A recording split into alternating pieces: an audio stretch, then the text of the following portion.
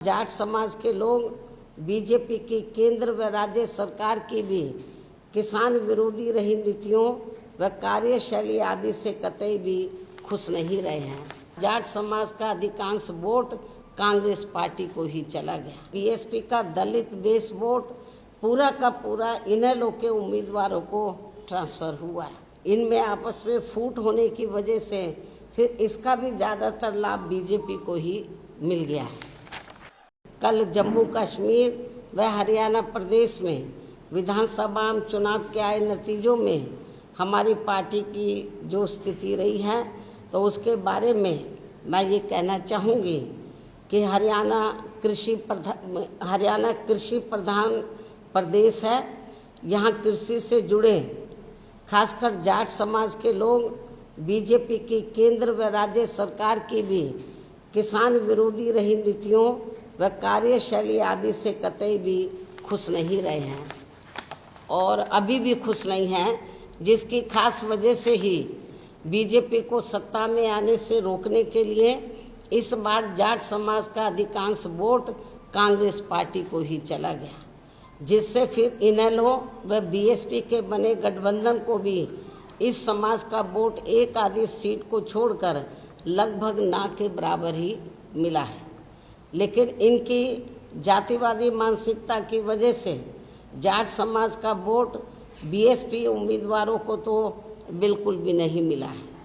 जबकि बीएसपी का दलित base vote पूरा का पूरा इनेलो के उम्मीदवारों को ट्रांसफर हुआ है। इतना ही नहीं बल्कि श्री चौटाला परिवार से जुड़ा जाट समाज का भी वोट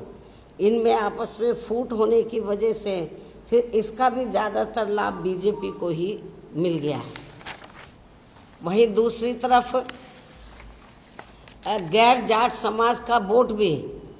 इनकी इस लड़ाई में अधिकांश बीजेपी को ही चला गया, जिससे यहाँ बीजेपी को फिर से अपनी सरकार बनाने का मौका मिल गया है। कहने का तात्पर्य यह है कि इस बार हरियाणा प्रदेश का ये चुनाव जाट व गैर जाट समाज में ही बंटकर रह गया और इन सब से फिर बीएसपी को काफ़ी नुकसान हुआ है। हालांकि बीएसपी के लोगों ने अपने उम्मीदवारों को जिताने में कोई कसर नहीं छोड़ी है और इस मामले में जम्मू कश्मीर के पार्टी के लोग भी ऊपर वैली में कश्मीर वगैरह वहाँ तो नहीं पहुँच सके, लेकिन जो नीचे जो जम्मू का एरिया थोड़ा सेफ है, सुरक्षित है, तो वो 25-30 सीटों पर हमारे लोगों ने हमारे लोगों ने बहुत प्रयास किया कि पार्टी की बात आगे बढ़े और हमने कुछ कैंडिडेट भी खड़े किए जम्मू रीजन में और वहाँ पर हमारे लोगों को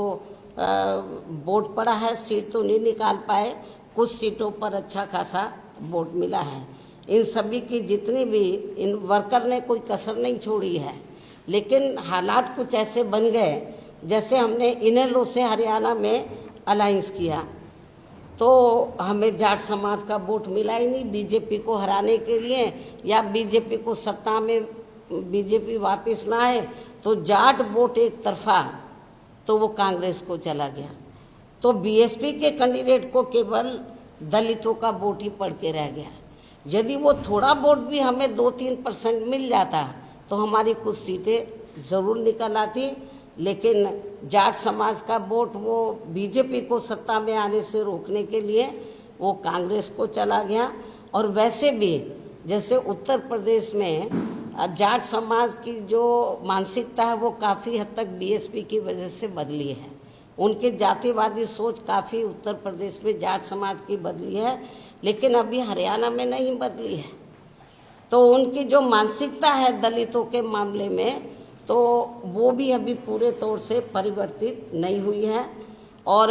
यूपी में हुई है, हमारे एमएलए भी बने हैं और जब मेरी सरकार बनी 2007 में पूर्ण बहुमत की तो वहाँ पर हमने जाट समाज के कई लोगों को मंत्री आदि भी बनाया है।